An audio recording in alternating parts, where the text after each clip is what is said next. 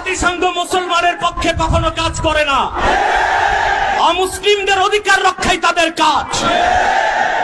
গাজাতে বছরের পর বছর নিরীহ মুসলমানকে হত্যা করা হচ্ছে, সেখানে মানবাধিকার কমিশন কেন না?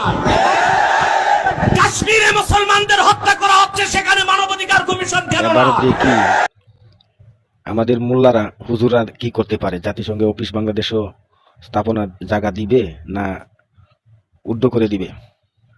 ডক্টর ইউনূস বর্তমানে অন্তর্বর্তীকালীন সরকারের উপদেষ্টা। হুজুরা বক্তব্য দিচ্ছে জাতিসংঘের অফিস করতে দিবে না। আমরাও দেখতে চাই হুজুরা কি করতে পারে, কারণ শেখ হাসিনা আমলে তো হুজুরা অনেক মন্তব্য করেছে, আমরা দেখছি শুনছি। আর এখন জাতিসংঘের বিরুদ্ধে হুজুরা কি করতে পারে দেখি, বাংলাদেশে অফিস করতে দিবে না দিবে না? আপনারা কি বলেন? কমেন্ট করেন।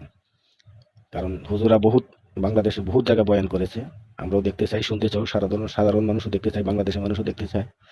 এটার অপেক্ষায় রইলাম যে আপনারা ইউনূসের বিরুদ্ধে কি করতে পারেন। ইউনূস তো 3 বছরের জন্য সই করে দিয়েছে জাতিসংঘে অফিস করার জন্য। আর শেখ হাসিনা তো বলেছিল যে আমরা 20 ঘন্টা হেলিকপ্টার দিয়ে আমরা আমেরিকা যাওয়ার দরকার নাই। আর সেই দেশের সাথে সম্পর্ক করেছেন আপনারা।